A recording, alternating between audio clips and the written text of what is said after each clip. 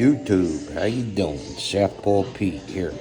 What I got today is Mini Lock Monday. I got 30 millimeter little padlock made in China, and I don't even know what millimeter this is. This is like a diary lock or something like that, also warded. So this one does have keys.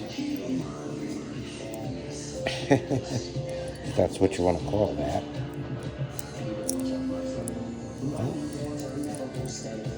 Got these garage sale over the weekend.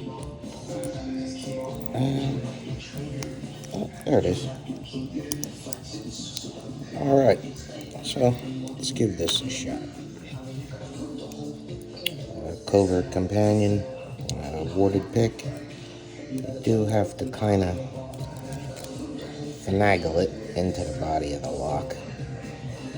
But once you get all the way to the back, whoa, we're open. Okay, so that's el numeros unos. And for this little guy, same thing. Alright, rock and roll. Nice Mini Lock Monday. Hope everybody has a good week. Have a good day.